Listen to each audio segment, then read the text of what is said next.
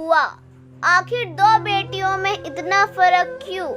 5 minute पहले शांत दिख रहे मम्मी पापा फोन पर बात कर खुशी से चहकने लगे।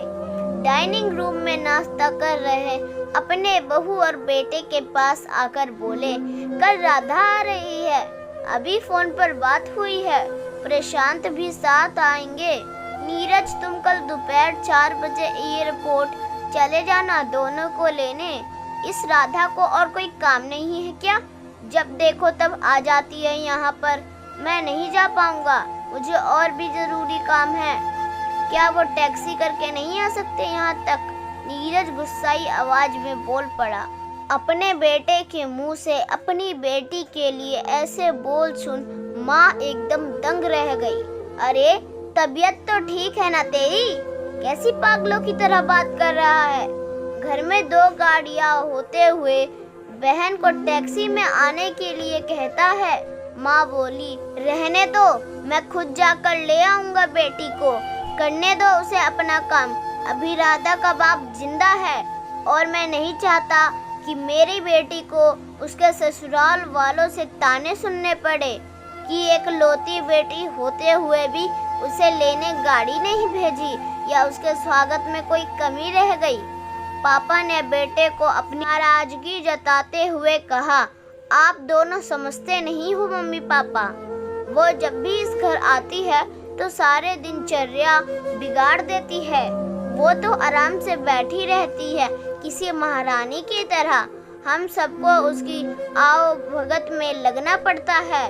मेरी पत्नी का तो पूरा दिन दीदी और जीजा जी के आगे पीछे उनके आर्डर पूरे करते हुए निकल जाता है। गुस्से से नीरज बोला, आज क्या हो गया है तुझे? कैसी बहकी बातें कर रहा है? बहन तेरी कोई पराई तो नहीं है? अब क्या है उसका इस घर में? शादी में दे दिया था ना हमने जितना देना था, फिर क्यों चली आती है बार बार यहाँ पर?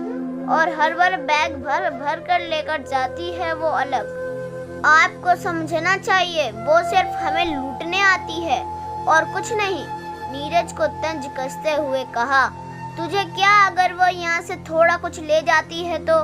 ये सब मेरी मेहनत की कमाई है और मैं जो चाहूँ करूँ। चाहूँ तो पूरा राधा को दे दूँ। पापा गुस्से से थोड़ा कांपते हुए बोले। अब नीरज अपनी आवाज धीमी करते हुए बोला, मैं कहाँ कुछ नई बात कर रहा हूँ मम्मी पापा, मैं तो वही बोल रहा हूँ जो मैंने बरसों से बुआ के साथ होते हुए देखा है। आज अपनी बेटी के खिलाफ 2 शब्द क्या सुन लिए, आप तो गुस्से से लाल हो गए।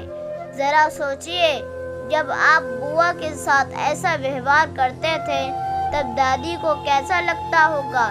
बुआ तो हम पर इतनी जान छिड़कती हैं। आपने कभी उनके और उनके ससुराल वालों के मान सम्मान के बारे में परवाह नहीं की। उन्होंने कभी भी आपसे कुछ नहीं मांगा, बल्कि हर बार वो अपने साथ कुछ न कुछ लेकर ही आती। लेकिन आपका व्यवहार कभी भी उनके साथ अच्छा नहीं रहा।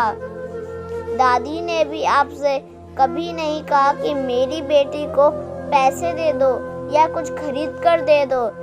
फिर भी दादी को आपके यहाँ इतनी भी परवानगी नहीं थी कि वो अपनी बेटी को कुछ दिनों के लिए अपने पास बुला कर रहने दे।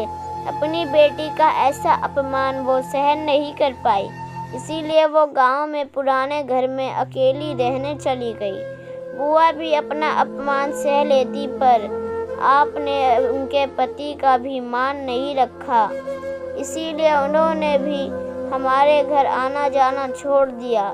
जिस तरह राधा इस घर की बेटी है, बुआ भी तो इस घर की बेटी हैं। आपने 2 बेटियों में फ़र्क कर अच्छा नहीं किया।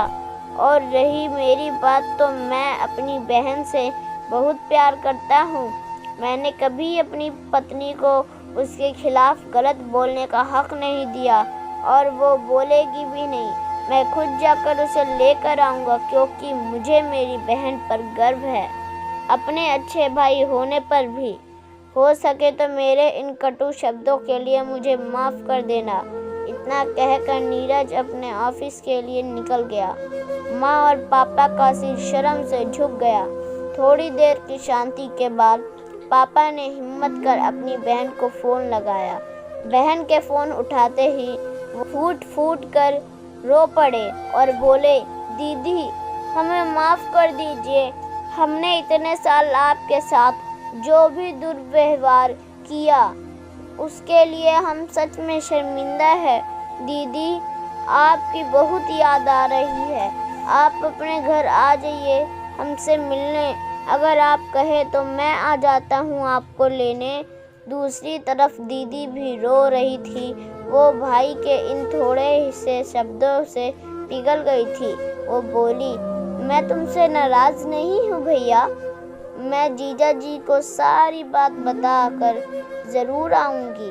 दोस्तों, बेटी तो बेटी होती है, बहन हो, बहू हो या बेटी, तीनों में कोई फ़र्क नहीं करना चाहिए। इन्हीं से घर की शोभा होती है और इन्हीं से घर खुशियों से भरा रहता है। दोस्तों, मैं उम्मीद करती हूँ कि आपको यह कहानी अच्छी लगी होगी। अच्छी लगी तो कृपया लाइक और सब्सक्राइब करें। धन्यवाद।